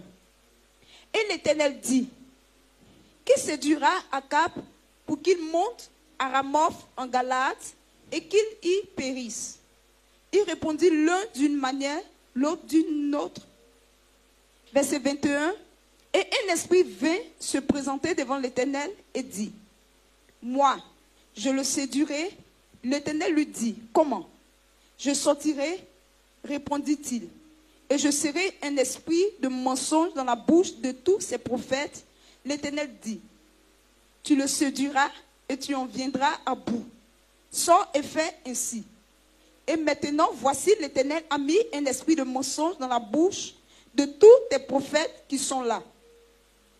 Et l'Éternel a prononcé du mal contre toi. Alors, Sédécias, fils de Kenaana, s'étant approché, frappa Michée sur la joue et dit, par où l'esprit de l'Éternel est-il sorti de moi pour te parler? Michée répondit, tu le verras au jour où tu iras de chambre en chambre pour te cacher. Le roi d'Israël dit, prends Michée et emmène-le vers Amon, chef de la ville, et vers Joas, fils du roi. Verset 27, tu diras, ainsi parle le roi, mettez cet homme en prison et nourrissez-le du pain et de l'eau d'affliction jusqu'à ce que je revienne en paix.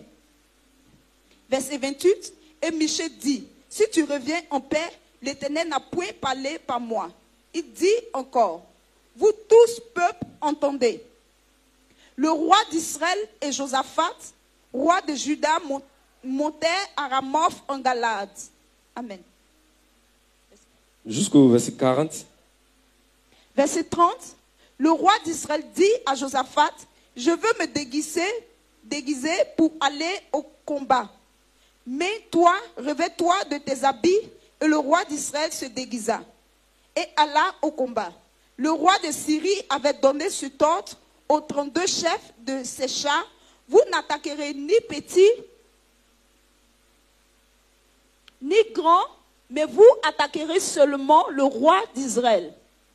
Verset 22, quand les chefs des chars aperçurent Josaphat, il dit, certainement c'est le roi d'Israël. Et ils s'approchaient de lui pour l'attaquer. Josaphat poussa un cri. Les chefs des chars, voyant que ce n'était pas le roi d'Israël, s'éloignèrent de lui. Alors un homme tira de son arc au hasard et frappa le roi d'Israël au défaut de la cuirasse. Le roi dit à celui qui dirigeait son char, tourne et fais-moi sortir du champ de bataille, car je suis blessé. Verset 35, le combat devint acharné ce jour-là. Le roi fut retenu dans son char en face des Syriens. Et il mourut le soir. Le sang de la blessure coula dans l'intérieur du char. Au coucher du soleil, on cria par tout le camp, chacun à sa ville et chacun dans son pays. Ainsi mourut le roi qui fut ramené à Samarie, et on enterra le roi à Samarie. Verset 38. lorsqu'on lava le chat à l'étang de Samarie, les chiens léchèrent le sang d'Akab et les prostituées s'y baignaient selon la parole que l'Éternel avait prononcée. Verset 39. Le reste des actions d'Akab, tout ce qu'il a fait, la maison d'ivoire qu'il construisit et toutes les villes qu'il a bâties, cela n'est-il pas écrit dans le livre des chroniques des rois d'Israël? Amen. Amen. Verset 40. Akab se coucha avec ses pères et Akazia, son fils, régna à sa place. Donc, voici la fin soudaine d'Akab. Et cette fois-ci, avant qu'il va le mourir, il va consulter des prophètes en Israël pour leur demander, est-ce que quand je vais aller au combat, je vais revenir? Et la Bible déclare qu'il y a un esprit de mensonge qui est venu se présenter devant l'Éternel et a dit, je vais aller séduire Akab par la bouche des prophètes. Et l'esprit est venu se poser sur Sédécias, ainsi que tous les prophètes qui sont avec lui. Ils ont commencé à prophétiser pour dire, quand tu vas aller au combat, tu vas gagner. Quand tu vas aller au combat, tu vas avoir la victoire. Quand tu vas aller au combat, personne ne pourra t'avoir. Alléluia. Mais par contre, il y a un autre prophète. Lui, il est seul. Ils vont l'appeler aussi. Et Akab n'aime pas la tête de ce prophète. Parce que lui, il parle selon la parole de Dieu. Il ne parle pas pour plaire à quelqu'un. Il ne parle pas pour plaire à Akab. Et ce prophète-là, il est venu dire, quand tu vas partir, tu vas mourir. Parce que ceux qui ont parlé, ce n'est pas un esprit de mensonge qu'ils ont parlé. Et pendant que Michée est en train de parler, en même temps, il y a un faux prophète là-bas, il s'est levé et il a donné une paire de gifles. Alléluia. Mes frères, ils se sont levés. Il a blagué un autre roi là-bas. Ils sont allés au combat. Et regardez la ruse d'Akab. Il a enlevé ses vêtements de roi. Et pendant que l'autre, c'est comme s'il voulait blaguer, les autres, ils n'ont qu'à tuer ce roi-là. Et puis lui, il va vivre. Donc, il prend habit de soldat, et puis il rentre parmi ceux qui combattent. Et puis maintenant, l'autre roi, lui, il est assis. Là, quand ils vont venir, ils vont dire, voici le roi d'Israël, tuons-le. Effectivement, quand ils sont allés, lui, il a utilisé sa ruse. Il a porté treillis. Il a pris ses armes. Il est rentré dans le combat. Le combat était tellement rude.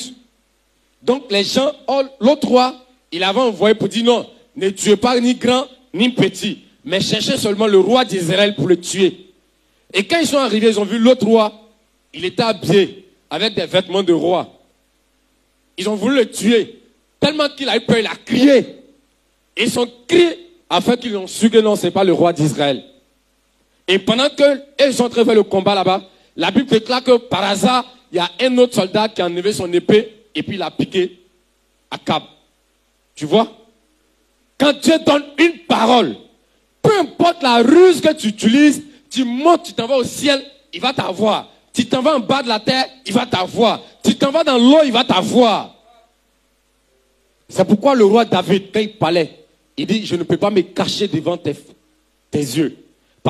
Parce que partout où je vais, tu es là-bas. Alléluia. Donc Akab a utilisé la ruse. Et l'autre même, il est en train de faire son combat. Il ne sait même pas que c'est le roi d'Israël qui est là. En voulant enlever son épée, tout. La Bible dit par hasard, il a piqué le roi. Et quand il a piqué, il a commencé à courir. La blessure était tellement grande, il est parti mourir dans le char. Alléluia. Et quand il est mort, ils sont partis avec lui. La Bible déclare que les chiens sont venus lécher son sang. De la même manière que le prophète a dit ces paroles. Alléluia. Donc ils ont lavé son sang. Ils ont léché son sang. Et ils sont allés l'enterrer. Son histoire est finie. Voilà comment Akab va finir en Côte d'Ivoire. Alléluia. Voici comment Akab est fini en Israël. Voilà comment il va finir en Côte d'Ivoire. Et ça sera un des petits d'Akab qui va régner sur la Côte d'Ivoire. Alléluia. Et ce sera dans les jours à venir. Parce que c'est la parole que le Seigneur a dite par la bouche de son oint.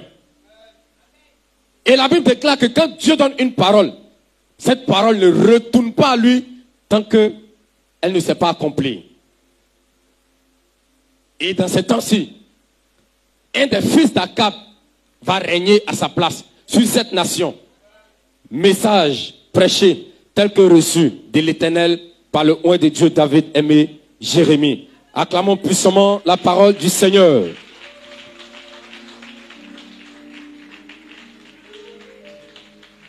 Alléluia. Donc, nous allons nous tenir debout. Et on va prier. Parce que nous sommes déjà au thème. Nous avons déjà fini. Notre culte, ce qu'il y avait à donner a été donné. Donc, on va se tenir debout.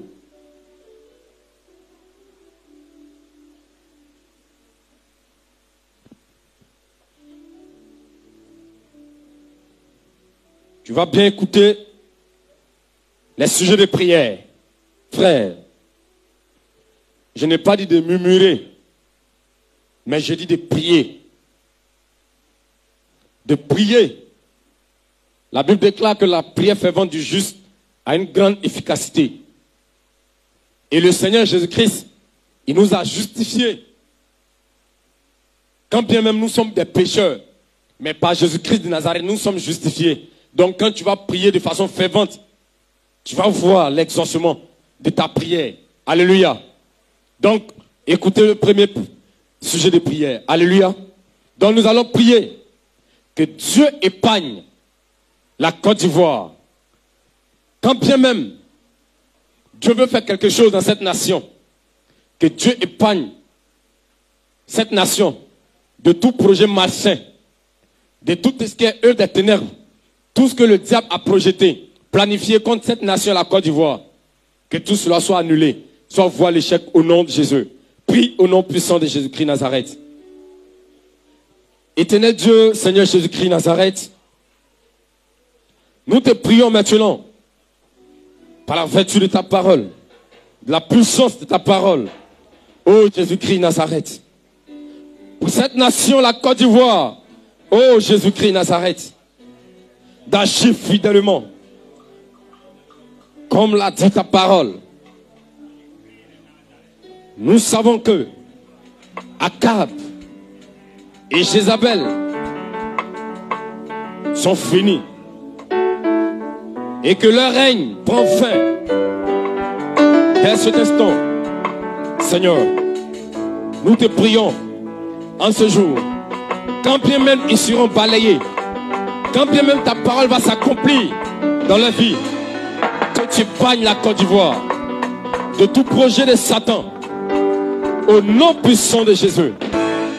Que tu épargnes la Côte d'Ivoire de tout plan du diable, au nom puissant de Jésus-Christ. Merci Seigneur. Merci Seigneur. Merci Seigneur de déployer tes ailes. Oh Jésus, de venir te manifester puissamment dans cette nation. Dans cette nation, la Côte d'Ivoire. Au nom puissant de Jésus. Au nom puissant de Jésus. Amen. Alléluia. Nous allons prier aussi pour nos autorités en Côte d'Ivoire. À peu près la même prière qu'on vient de faire tout à l'heure pour la Côte d'Ivoire. Que Dieu même épargne ses autorités. Que Dieu même épargne ses autorités de tout ce qui est projet de Satan dans cette nation. Tout ce qui est plan de l'ennemi dans cette nation. Prie au nom puissant de Jésus. Seigneur Jésus-Christ, de tout ce que l'ennemi est en train de planifier contre les autorités dans ce pays. Oh Jésus-Christ Nazareth, nous te prions ce jour afin que tout soit détruit maintenant. Au nom de Jésus, tout projet malsain de Satan contre ses autorités, oh Jésus, que tu les épargnes, que tu les épargnes, que tu les épargnes. Au nom puissant de Jésus-Christ Nazareth, que ton nom soit glorifié. Amen. Alléluia. Le troisième sujet de prière, c'est pour nos armées. L'armée ivoirienne. Les policiers, les militaires, les officiers, les sous-officiers, les généraux, les commandants de brigade, toute l'armée ivoirienne. Tu vas prier. Satan, sois détruit maintenant. Au nom puissant de Jésus.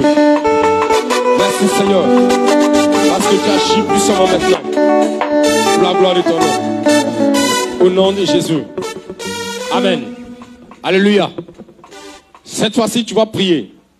Cette fois-ci pour nos différentes populations dans cette nation. Ceux que le diable a prévu égorger pendant que la main de Dieu agit dans cette nation. Tu vas dire à Dieu que tout plan de l'ennemi contre nos populations soit annulé. Tout complot de Satan contre nos populations, tout soit détruit. Tout projet de Satan contre nos populations, tout soit détruit maintenant. Au nom puissant de Jésus. Ensemble nous prions. Jésus-Christ Nazareth.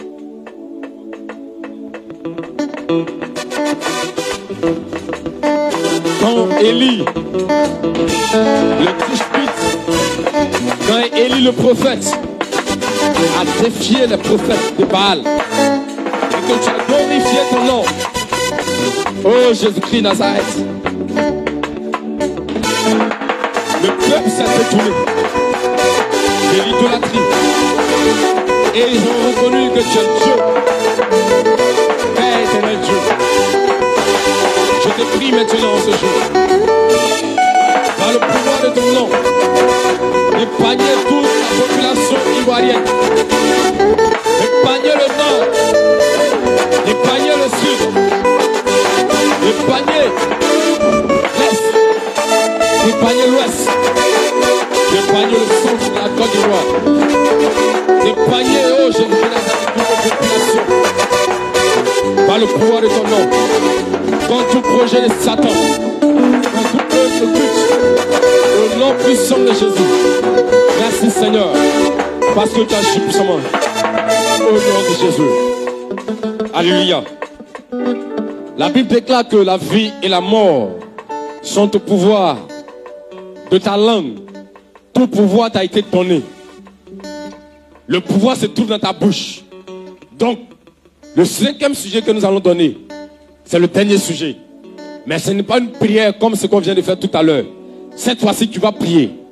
Et tu vas déclarer le règne de l'Éternel Dieu sur toute l'étendue du territoire ivoirien. Au nom puissant de Jésus. Commence à prophétiser. Commence à déclarer que le Seigneur Jésus règne maintenant dans cette nation. Au nom puissant de Jésus. Père éternel Dieu, je m'appuie sur ta parole, par l'autorité du pouvoir de Christ confère à l'Église. Je déclare maintenant,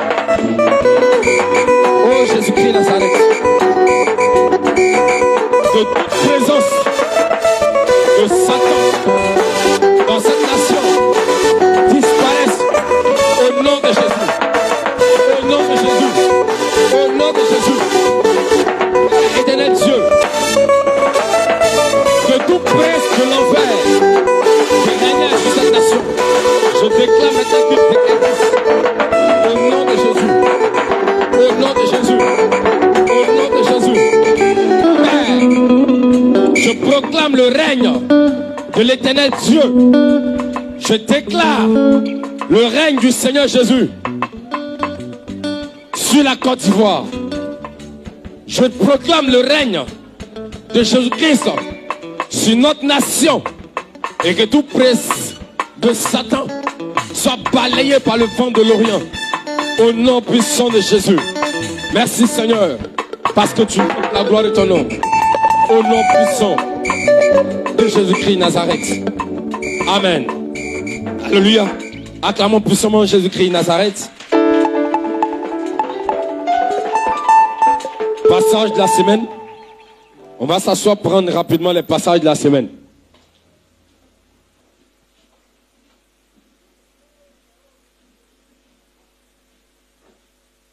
Passage de la semaine. 1 Roi 22. 1 Roi 22. 2 Samuel 8. Matthieu 10. Nom 22. 1 Samuel 5.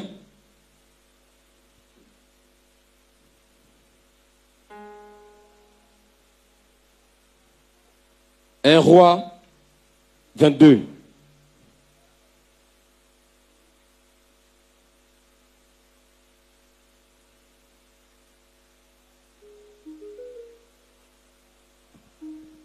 Deux Samuel 8, Matthieu 10, Matthieu 10, Nom 22, 1 Samuel 5,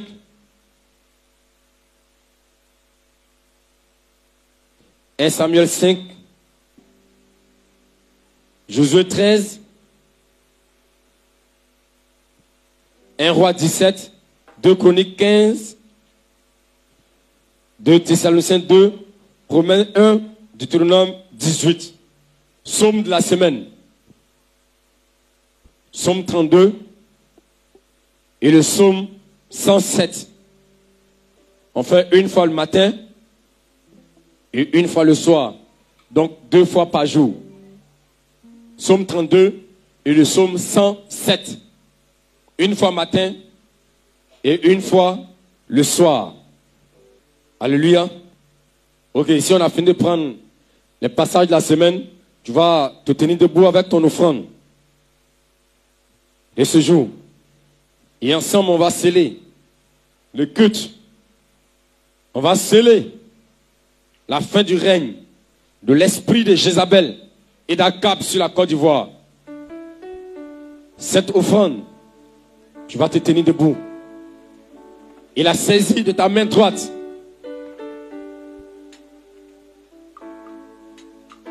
Tu vas répéter la prière avec moi.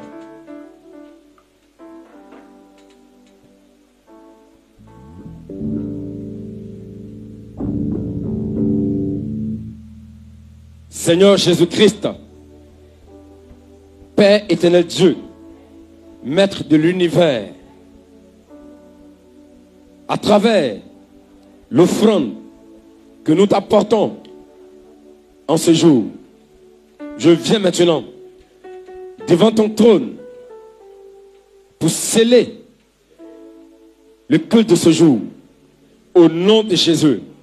Au nom de Jésus, Père, par la puissance de l'offrande que nous t'apportons, Père, je lis l'esprit de Jézabel, je lis l'esprit d'Akab sur la Côte d'Ivoire par les chaînes éternelles, qu'il soit jeté dans le 7e sous-sol jusqu'au retour de Jésus-Christ. Au nom de Jésus, au nom de Jésus, que plus jamais l'esprit de Jézabel, l'esprit d'Akab ne soit mentionné en Côte d'Ivoire jusqu'au retour du Seigneur Jésus. Jusqu'au retour du Seigneur Jésus. Au nom puissant de Jésus, cette fois, nous plongeons nos offrandes dans le sang de l'agneau. Cette fois, nous scellons le culte de ce jour dans le sang de Jésus. Au nom de Jésus, Amen, Amen et Amen. Tu peux apporter ton offrande.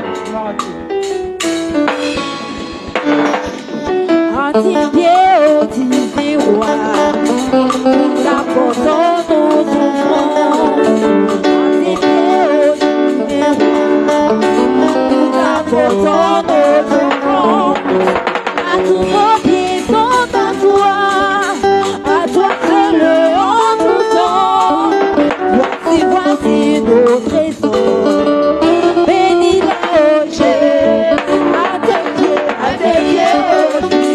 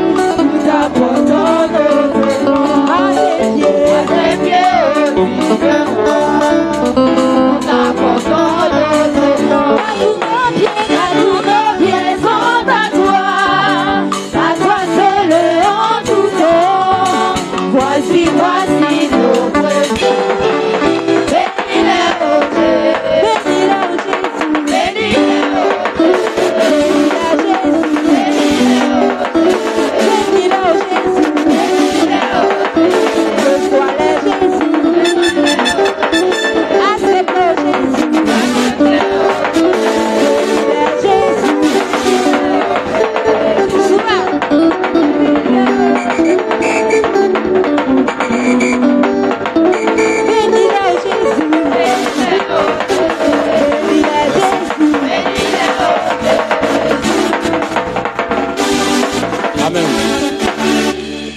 Alléluia. Si tu as porté ta dîme, tu te tiens debout avec ta dîme. Et ensemble, on va prier au nom de Jésus. Tiens-toi debout. Soulève-la vers le ciel. Dis avec moi, Père éternel Dieu. Diminue le piano un peu, diminue. Je t'apporte le 1/10 de mes revenus. Père, que toute bénédiction, toute grâce qui est rattachée à la dîme soit mon partage au nom de Jésus. Père, que toute personne qui s'attaque à ma famille, toute personne qui s'attaque à ma femme, à mon mari, à mes enfants, Père, par la loi de la dîme, Père, qu'ils trouvent sur leur chemin le lion de la tribu de Juda, que tu menaces tous les dévoreurs de mes biens, de mes finances, Seigneur Jésus, que jamais la nourriture ne manque dans ma maison, au nom de Jésus. Seigneur, reçois en ce jour mon offrande, agrée en ce jour mon offrande que je t'apporte au nom de Jésus, au nom de Jésus. Merci Saint-Esprit de passer, de saisir l'offrande de tes fils et de tes filles en ce jour, au nom de Jésus. Père, fais-le maintenant, au nom puissant de Jésus, au nom puissant de Jésus. Amen, tu peux apporter ta dîme au nom de Jésus. Tu m'as comblé de joie qui déborde. Tu as ôté ma honte, tu m'as revêtu de ma plus belle robe. Ah, ma joie est restaurée, mon visage est éclairé. Ce que tu l'as dit, tu l'as accompli. Ah, tes bienfaits sont si nombreux. Et après je suis même un bout de peau. Ah, tes bienfaits sont si nombreux. Et après je suis même un bout de peau.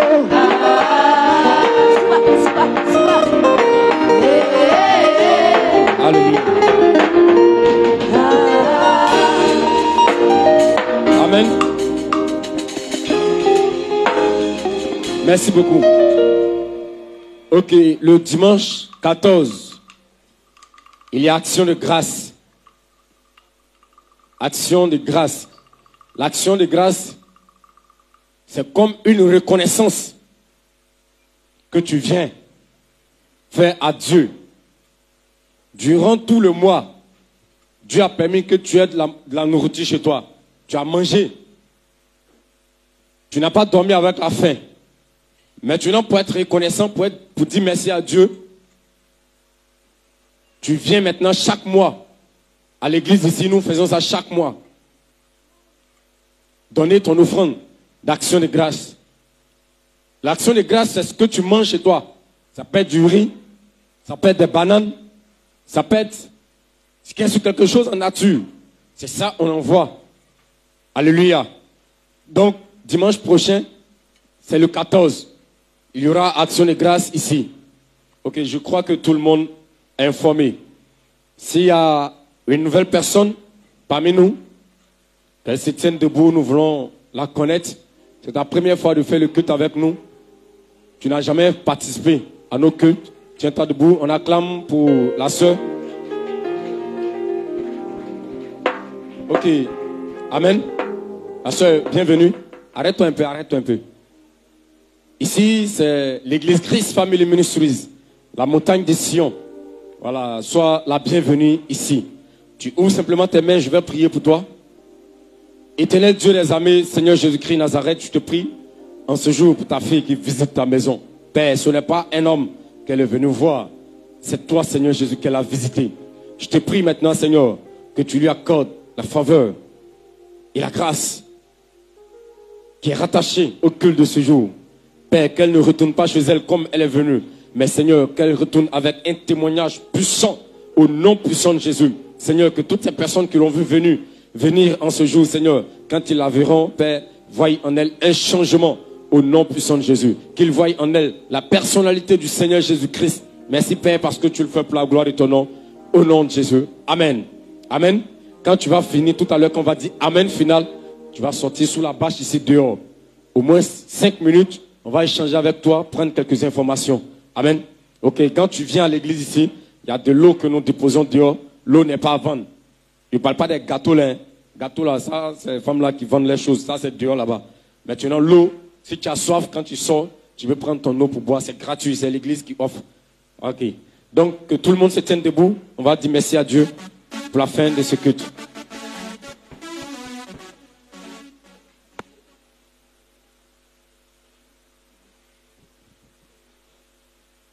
Ok, disons merci à Dieu pour le culte de ce jour. Père éternel Dieu, Jésus-Christ Nazareth, nous bénissons ton Saint-Nom et nous te disons merci pour le culte, le Shabbat de ce jour. Merci Père éternel mon Dieu d'agir fidèlement Seigneur selon ta parole qui a été prêchée en ce jour. Merci Seigneur d'intervenir puissamment, de te manifester puissamment dans la vie des Ivoiriens, dans la Côte d'Ivoire Seigneur. Merci Seigneur Jésus-Christ Nazareth parce que tu agis puissamment. Que toutes les prières que nous t'avons adressées en ce jour, tout ce que tes enfants sont venus chercher en ce jour, Père, tes grâces, ta face, Seigneur, que tu les visites et que tu leur accordes tout ce que leur cœur désire, au nom puissant de Jésus. Amen. Couvrons-nous par le sang de Jésus. Père éternel Dieu, je me couvre par ton sang et je me rends invisible. Je me rends inaccessible, indomptable, inflexible, irréprochable, indomptable, Père, aux œuvres des ténèbres, au nom puissant de Jésus-Christ Nazareth. Amen. Ouvre les deux mains, dis Seigneur Jésus, je déclare que la semaine qui arrive, la semaine de demain, soit une semaine de faveur, une semaine de grâce imméritée au nom de Jésus. Père, je proclame qu'en cette semaine, tous mes ennemis soient mon marchepied, que tous ceux qui en veulent à ma vie, Père, qu'ils voient eux-mêmes leur ruine au nom de Jésus, que ceux qui veulent me voir mourir, qu'en cette semaine, eux-mêmes ils tombent et meurent au nom de Jésus. Père, que durant cette semaine, que tout maître fort dans ma vie tombe et meurt au nom de Jésus. Père, que tout maître fort dans ma famille, en cette semaine, tombe et meurt au nom de Jésus. Que toute personne qui s'oppose à ma bénédiction, qui s'oppose à mon évolution, qui s'oppose à mes grâces, qui s'oppose à moi, Père éternel Dieu, qu'en cette semaine, qu'ils soient tous confondus au nom de Jésus. Au nom de Jésus. C'est pourquoi je déclare, je proclame que toute cette semaine soit en ma faveur. En particulier, ce lundi, mardi, mercredi, jeudi, vendredi, samedi, et même le dimanche à venir, sont en ma faveur. Père éternel Dieu, que toutes ces personnes qui me chercheront, qui ne viennent pas de toi, que je sois inaccessible, invisible, à leurs yeux, que mon réseau soit défectueux. Quand ils m'appellent, que le numéro ne passe pas. Seigneur, et même si le numéro passe, que je n'entende pas mon portable sonner, au nom de Jésus. Quand on se croise, qu'ils ne me voient point. Mais Père, que tous ceux que tu as programmés pour être dans ma destinée, pour rentrer dans ma destinée prophétique, Seigneur, quand cette semaine, je les rencontre et que ma vie change, de la même manière que les anges ont visité Abraham et sa vie a changé. Père, qu'en cette semaine, que je rencontre ceux qui doivent me faire entrer dans ma destinée, au nom de Jésus, au nom de Jésus. Merci Seigneur, que ton nom soit glorifié. Amen. Alléluia. Acclamons encore puissamment Jésus. On va faire des tout petits secs pour faire le lien d'amour. Si tu es seul devant ton écran, tu lèves ta main vers l'écran de ton téléphone. Ensemble, on va faire le lien d'amour. Nous sommes un dans un lien d'amour. Nous sommes un d'amour.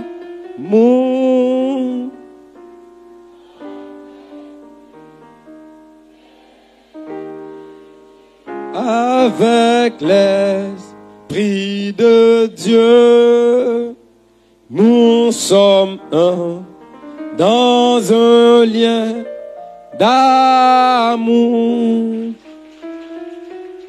Alléluia. Ok, la main droite sur le cœur.